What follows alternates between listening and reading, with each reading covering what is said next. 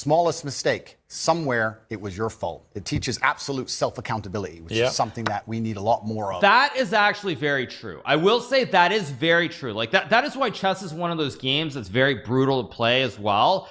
Because it is true. If you lose a game, you made the mistake. Like there's no blaming anything else. Like you made the mistake. That is actually like that is a W take. Like there is self-accountability and making a mistake is 100% true. I mean, now of course if you play a computer, it's well actually even if I play a computer and lose, like it's still my fault. Like yes, the computer is better than me, but I still made a mistake. So if I could play as good as the computer, I would obviously be able to draw or win against the computer. So it actually is like it is the number one probably I think the single strongest point in terms of playing chess. I think easily the single strongest point. Canceled? Why would I get canceled? I'm talking about what makes chess great.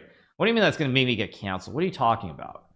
I'm just looking at what's being said in this video. I'm not talking about the whole picture. I'm talking about this video. I'm talking about a game of chess. Chill, everybody. In the world today. That is true. And that's why chess is so important. You can take my knight if you want. Okay. You don't want it? Why don't you want my knight? Because I'm playing a long game. Ah, okay. I thought you'd want it. I'm going to leave it there in case you take it anyway. Okay. I'm going to go. Because I know what you want me to do. I'm not going to do it. Actually, I will do it now. Okay, good. Check. So he baited him into taking the knight, and now he's going to lose even quicker. He just baited him into taking. Yeah, he's like 1800. He's a quite good amateur player. Check. How long? I need to buy some time here. I need to buy some time. This is really playing well on radio, by the way. I'll have that. Damn it!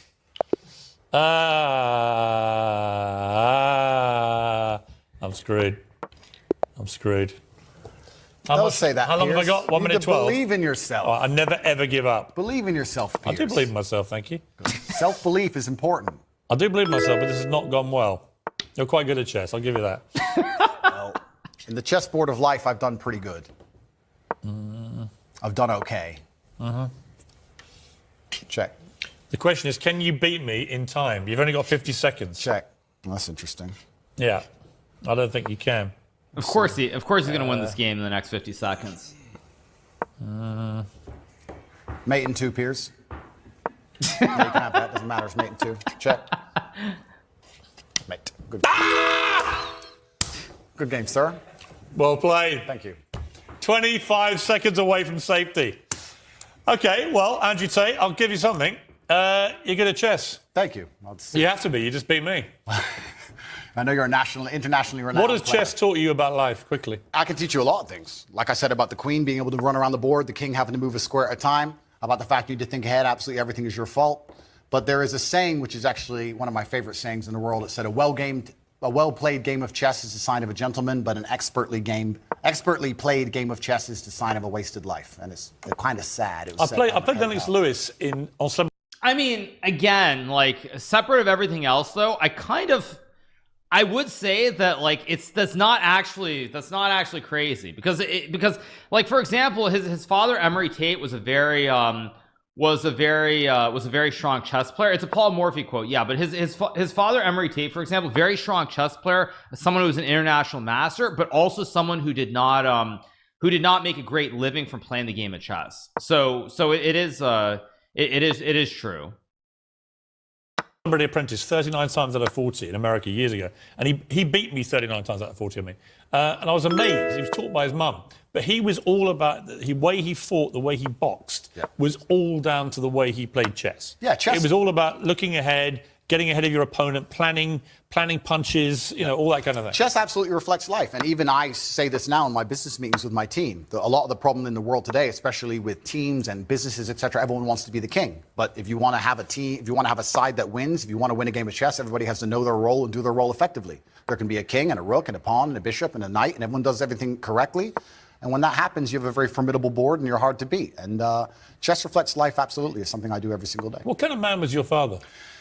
He was the greatest man on the face of the planet.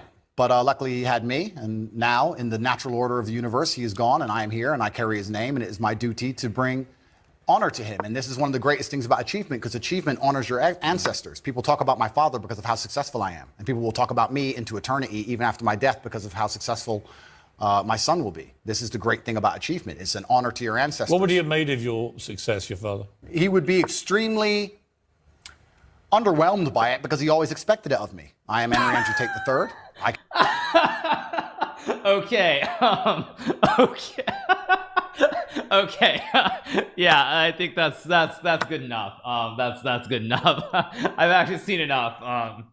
Yeah, I think I've seen enough. But it's all good. It's all good. Anyway, I mean, the general things about chess, I think, are true. Some of this other stuff is starting to get a little bit off the rails, kind of. But yeah, it's funny. Parts of it are funny, of course. I mean, not to minimize how serious everything is, but the parts about chess are definitely true. And actually, like, speaking of chess, one thing that I was talking to somebody else not so long ago, someone who's like in the biotech space, someone who's like quite prominent, and they were basically telling me that, like, that's one of the things with chess is that you learn how to make a lot of decisions on your own. And a lot of times, like, when you're in businesses or things of that nature, you end up in situations where you end up in situations where nobody wants to take that risk or make that decision. You just want, like, the whole group to like you want to delegate and have, like, a group decision, as opposed to individuals making decisions on their own. So anyway, he really stays in character even when Pierce tries to get him to break. Yeah, chess is like life. You blunder your queen. Okay, anyway, that's all good. Let's get back to chess.